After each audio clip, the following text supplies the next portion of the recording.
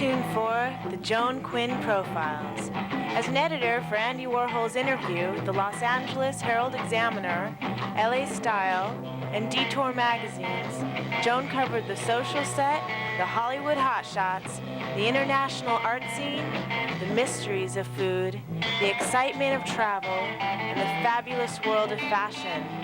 Joan continues to find creative people on the cutting edge who make things happen. Here's Joan Agajanian Quinn.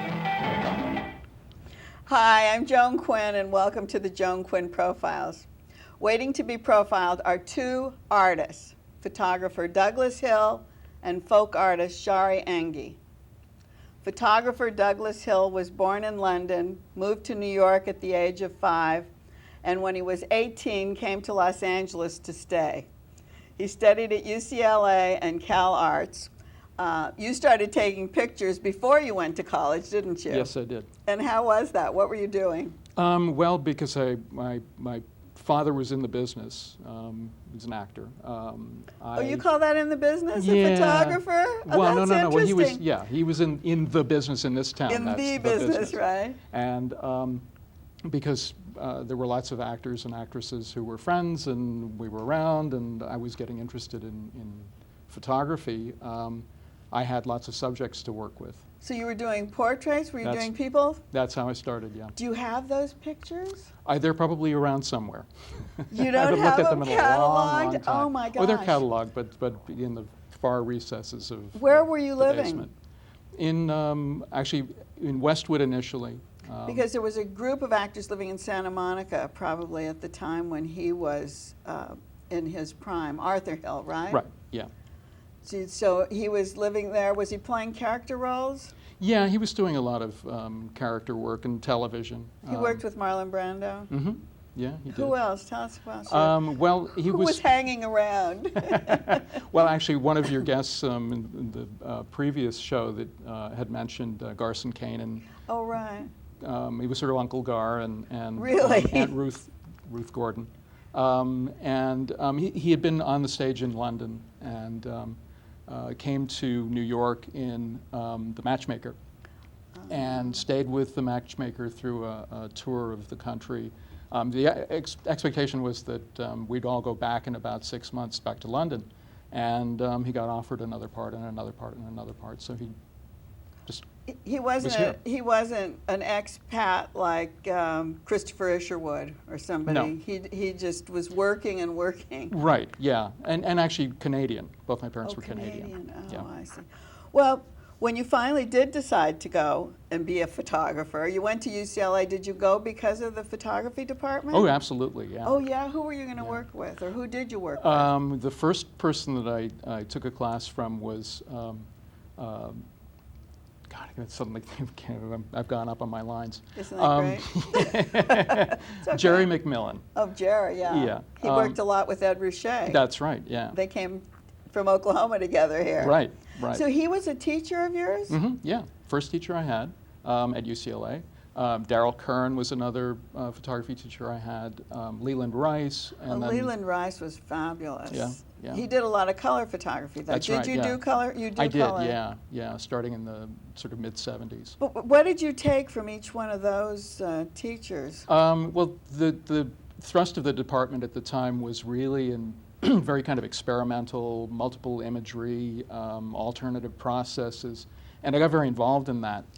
Oh. But I started to kind of move away from it. Bob Heineken was the head of the department. I took a couple of classes with Bob, and incredibly creative people, but for whatever reason, that way of working it stopped working for me. What are multiple images? Mm-hmm. Do you take multiple images with your camera, or do you do it in the dark room? Oh, we would do it anyway. Oh, all see. kinds of.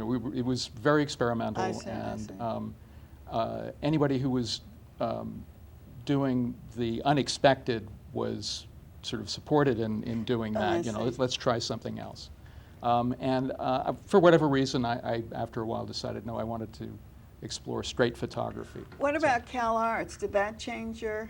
Yeah. That changed you too? Yeah, well, that was it. I mean, they were really more. I I'm kind of loath to use the expression documentary, but certainly straight photography where there wasn't any manipulation. But that seems so strange because CalArts was on the cutting edge kind of school. Yeah. And to hear you talk about the difference in those two photography schools and ideas. Yeah, you'd think it would be the other way around. Yeah. But in fact, at the time, I don't know whether it's still true, photography was considered part of the design school.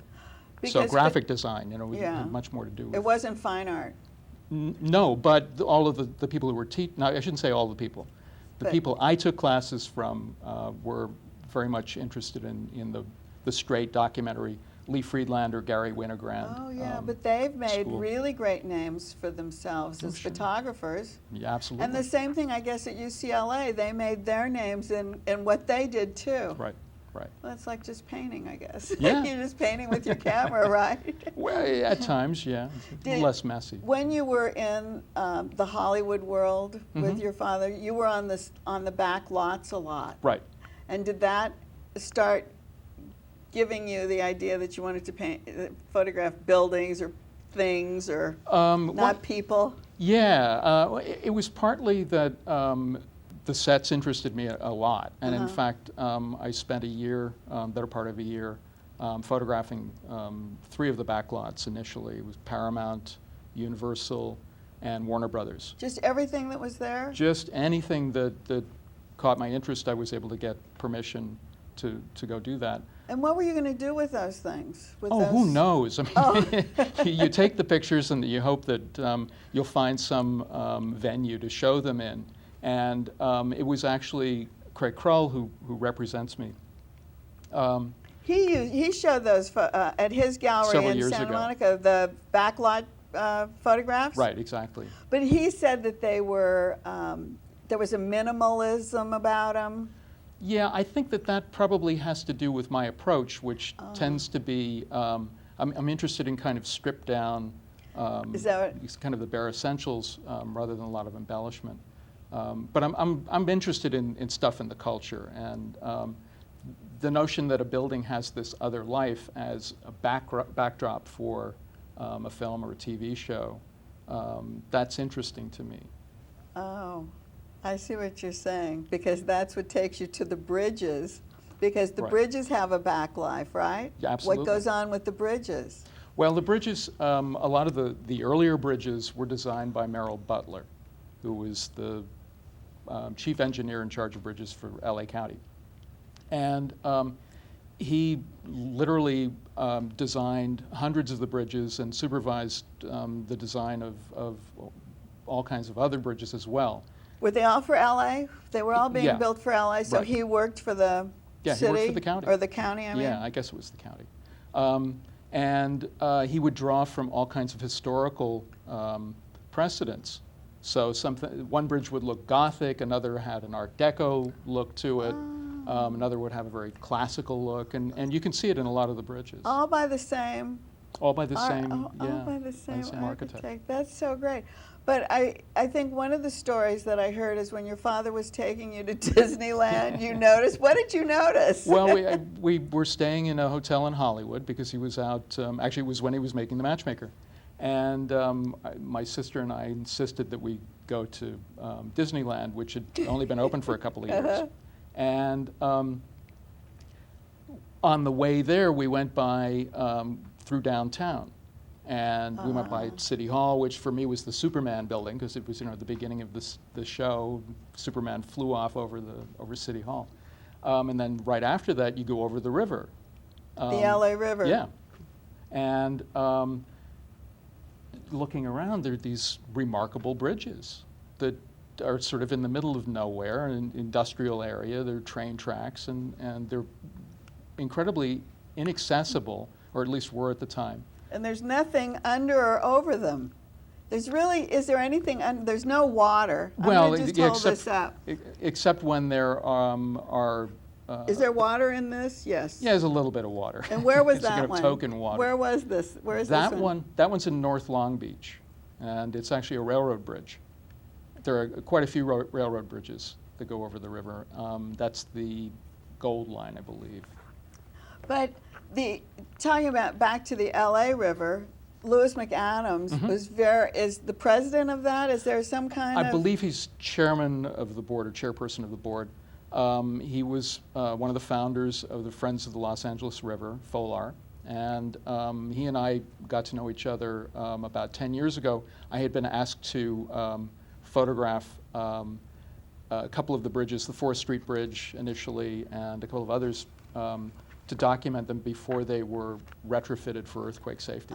And I told a friend that I'd been working on this, and they said, oh, you've got to talk to Lewis, because nobody knows more about the river than Lewis. So have you collaborated? He writes poetry about the LA River. Have you collaborated? Have you done books together? We haven't done books together, but we're talking about that. That should be really great. I'd love to see it happen. And we have some there on the screen. We have some photographs. Okay. Tell us this. That's actually the 105 freeway. It's one of the connectors from the 105 to the 710 freeway. And it was kind of a surprise, but that's part of what I really have enjoyed about photographing the bridges. Tim Ride, who's the curator of photography at LACMA, the LA County Museum, suggested that I do all of them. Oh, so here's another one. How many did you do? 72?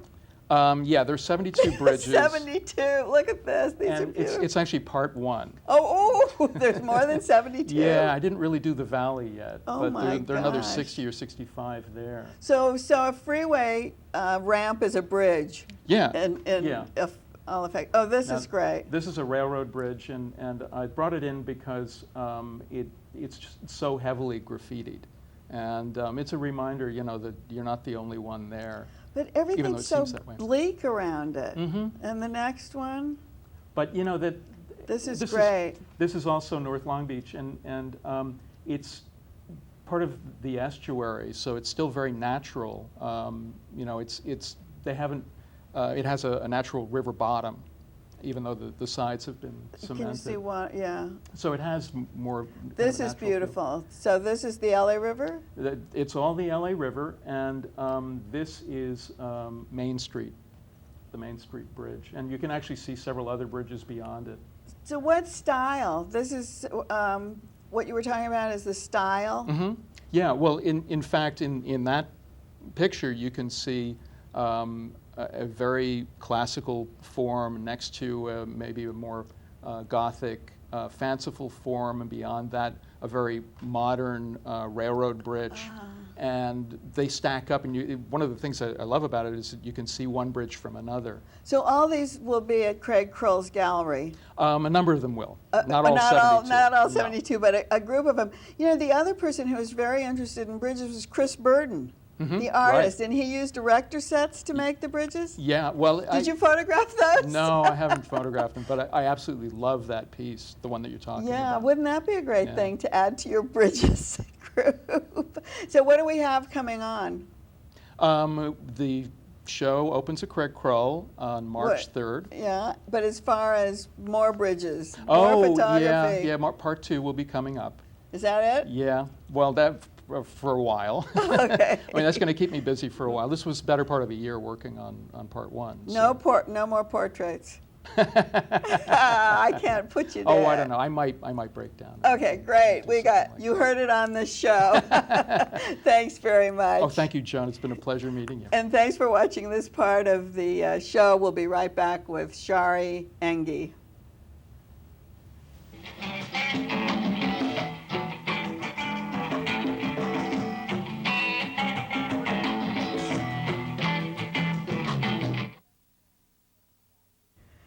Hi, I'm Joan Quinn, and welcome back to the Joan Quinn Profiles. Artist Shari Enge was born and raised in Monterey, California, to an artistic family. This obviously was your inspiration, wasn't it? You were in Northern California. Yes. Was it a hippie environment? Yes, it was. Was it? I thought, because, when you talked about what you did with your mom, you made a lot of different art pieces all the time. Yes, in fact, when we first moved there, we lived in Pebble Beach, and it was not quite commune, but there was a couple other people living there. Yeah. And well, in our particular house, because it's so she. Pebble Beach. Yeah, but you know, there's parts that aren't. Regular folks live there too. But my mom, I think she had a hard time adjusting to the weather because it's very dark and foggy and whatnot. So she decoupaged our whole bathroom. And cutting things out. Yes, yes, and gluing. pasting them on the wall. So did you start helping her do those kind of things? Oh, or did you- absolutely, absolutely. We always had art and music and access to materials, and my parents were very encouraging. My brother's a musician. Oh, he is? Yes. And your father?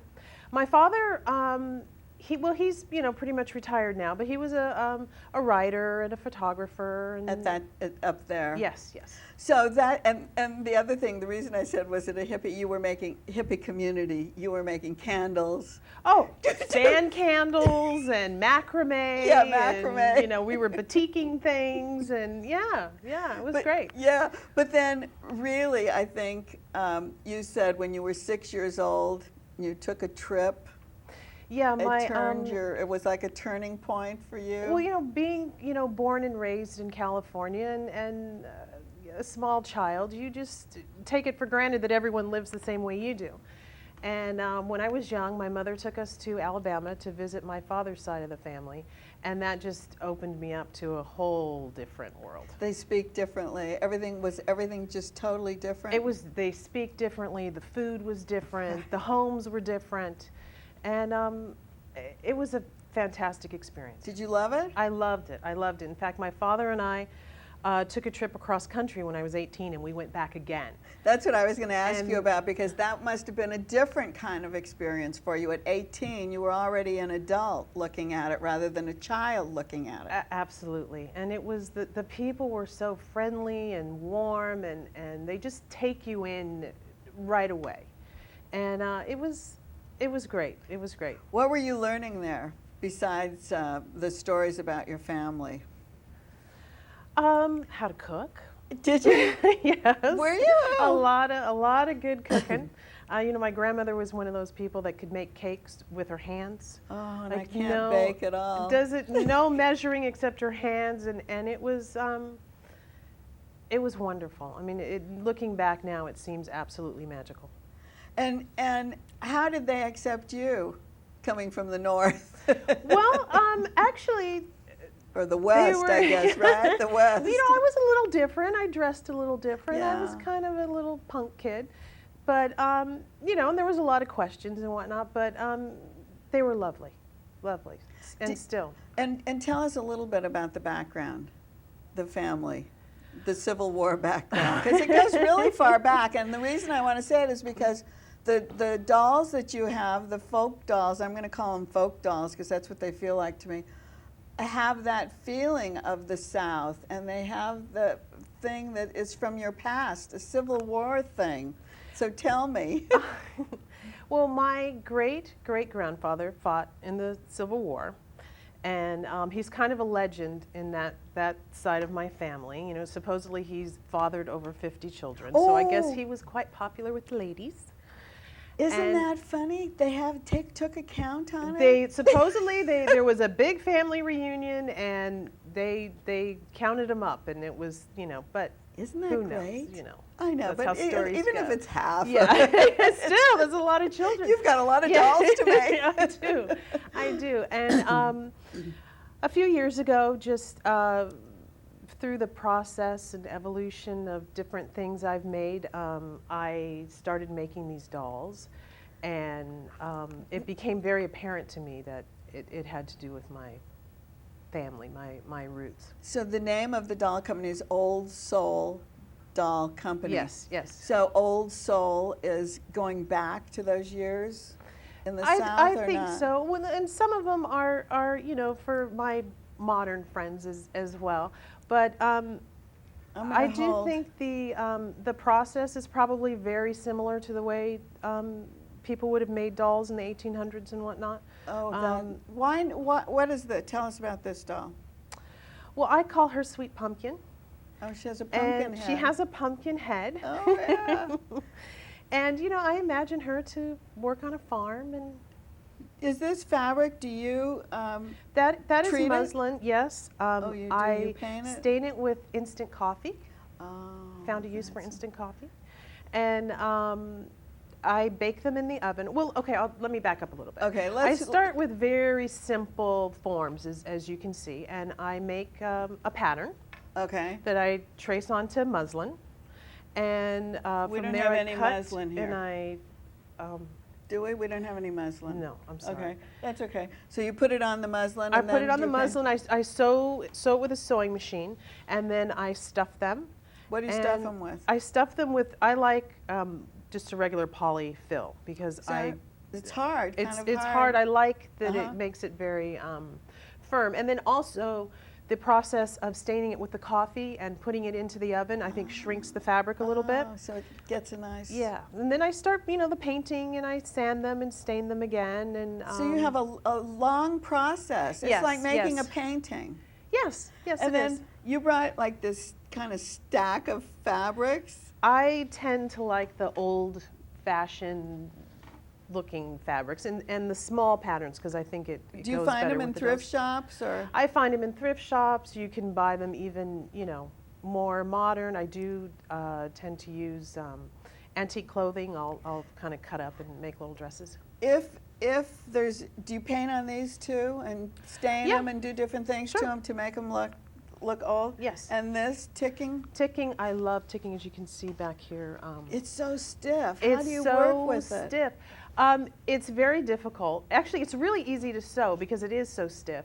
But to turn it and whatnot, I usually have to stain it and really, really get it good and So it's not soaked. just making a doll. There's all this process that goes into it. First, they're not all the same size, right? No.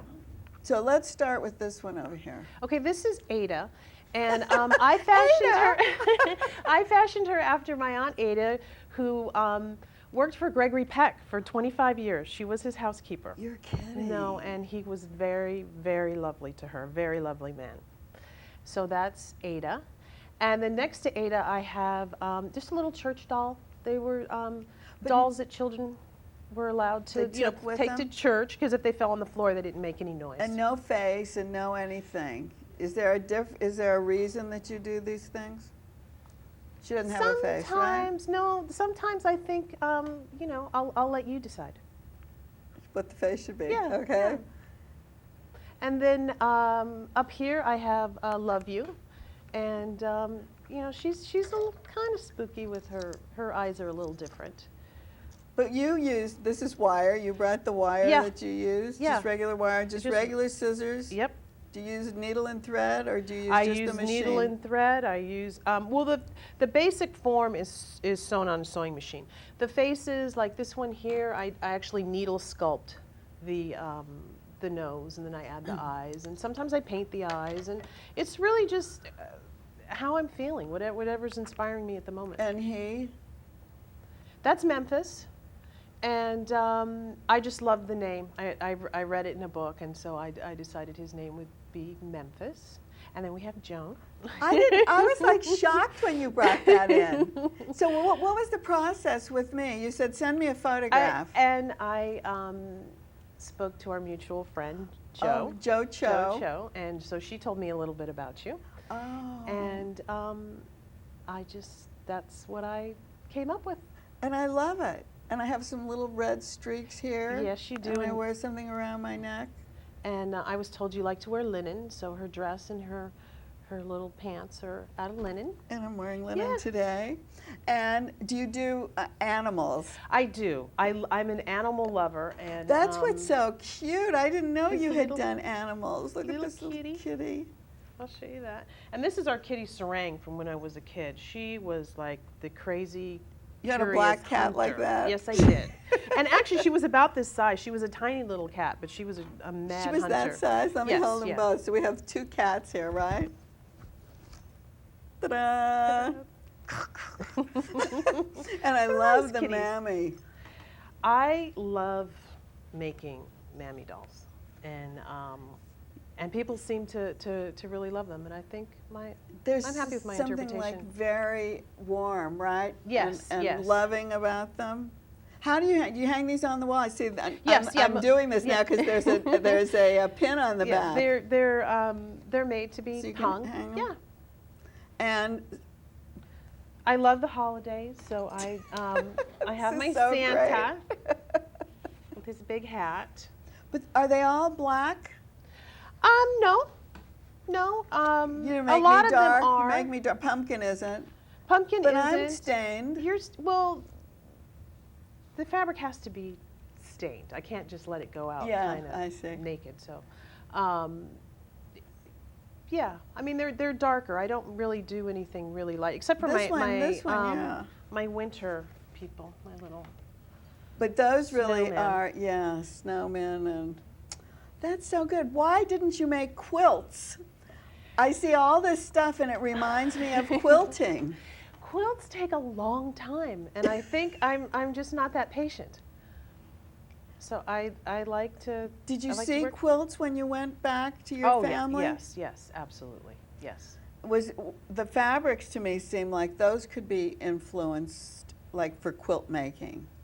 Yes, I would agree with that. And quilts are, they're lovely, and you know, and the stories that people can tell with them. And I think, That's- in a way, maybe I'm trying to do the same thing with the dolls. So, do you identify as a folk artist or as an outsider in the art world? Well, I'm not really involved. I'm not active, I would say, in the art world. But you know, I'm getting there. I'm getting there. Well, we thank you so much for coming today. Thank you so much for having me. And It was a pleasure. It was so wonderful to have these. Thank you very much. And Thank you. Keep writing to 777 South Figueroa, 44th floor, Los Angeles 90017. We'll see you next time. I like this one.